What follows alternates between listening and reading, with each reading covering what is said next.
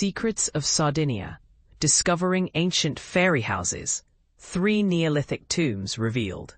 A fascinating discovery, 3 prehistoric fairy houses found in Sardinia. In an exciting turn of events in the field of archaeology, experts have uncovered 3 previously unrecorded Domus de Janas, commonly referred to as fairy houses, at the Sant'Andrea Priu archaeological site located in Bonorva, Sardinia.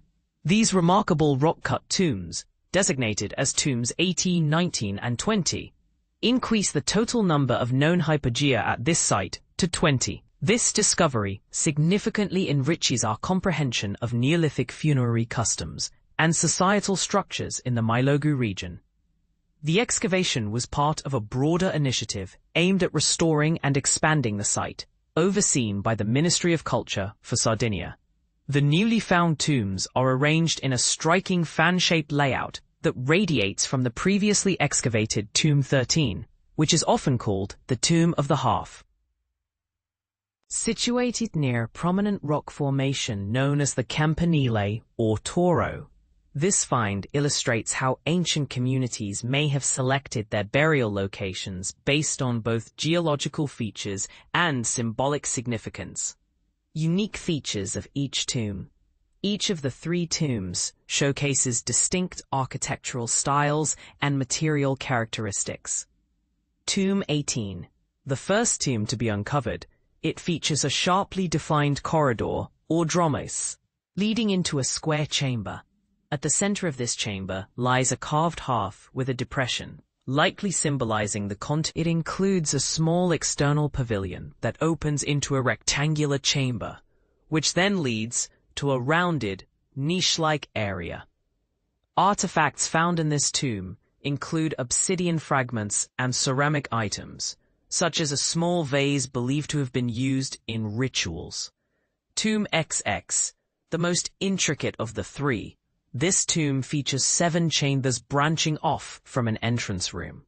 One of these chambers is adorned with a painted band, a stunning remnant of ancient artistry. Known as the Tomb of the Roman Vases, it contained over 30 intact ceramic pieces from the Roman period, including pitchers, oil lamps, and plates. These later additions indicate that the tombs were utilized over various time periods, from the Neolithic era to the Imperial Roman period, highlighting a long-standing cultural continuity. The artifacts from all 3 tombs have been transported to the Superintendency's Restoration and Conservation Center in Lee Punti for further analysis and preservation. Meanwhile, excavation efforts will persist in the lower section of the site, where remnants of Roman and early medieval settlements suggest that this area has held cultural and spiritual significance for centuries. What does this mean for our understanding of history? This discovery not only sheds light on the burial practices of ancient societies, but also raises intriguing questions about how these communities interacted with their environment and each other. What other secrets might lie beneath the surface, waiting to be uncovered? As we reflect on these findings, it's essential to consider the implications of such archaeological discoveries. How do you think these tombs will change our understanding of Neolithic life? Share your thoughts in the comments. Uncovering ancient secrets. 3 new Domus de Janas discovered in Bonorva.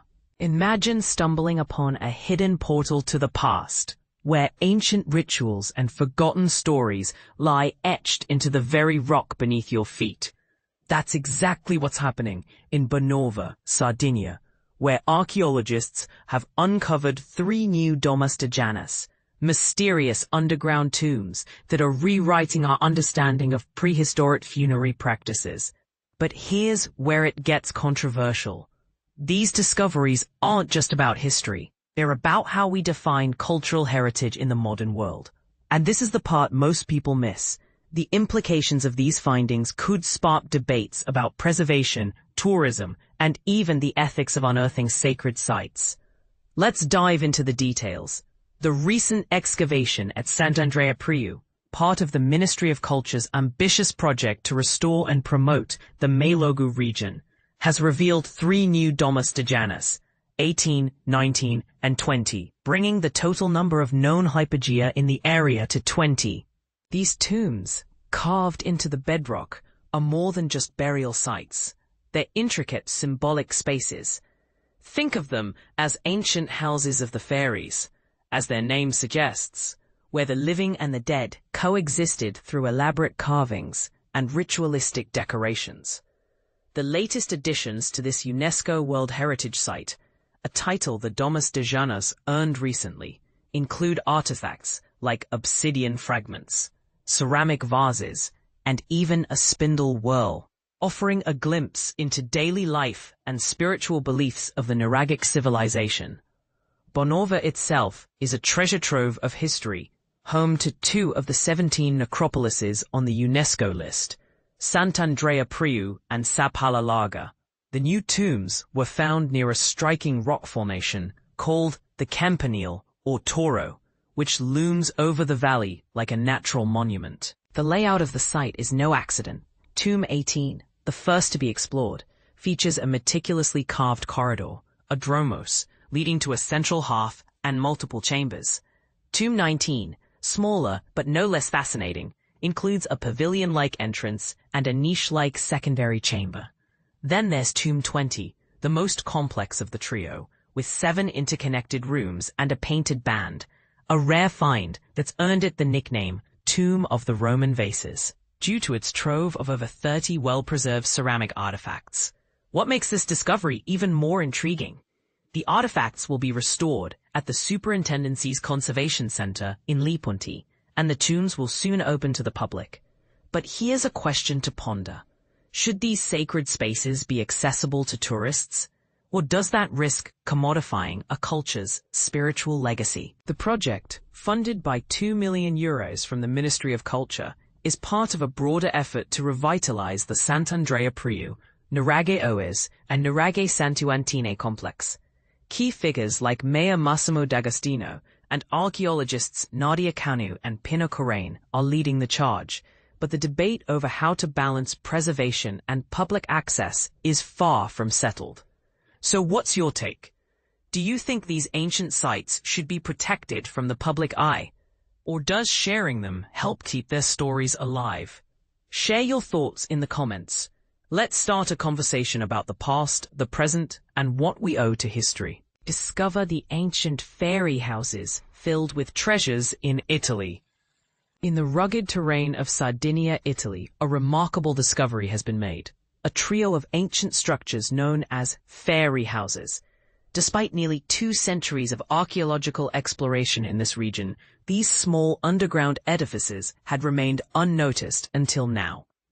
A dedicated team of archaeologists commenced their work at the necropolis of Sant'Andrea Priu, a site rich in historical significance that spans from prehistoric times to the early Middle Ages. This initiative is part of a broader project aimed at excavating, restoring, and enhancing the archaeological complex, as reported by the Regional Secretariat of the Ministry of Culture for Sardinia in a news release dated July 29th. While examining a rocky plateau, the archaeologists observed something intriguing between 2 visible tombs. The landscape hinted at the possibility of an undiscovered structure lying beneath the surface.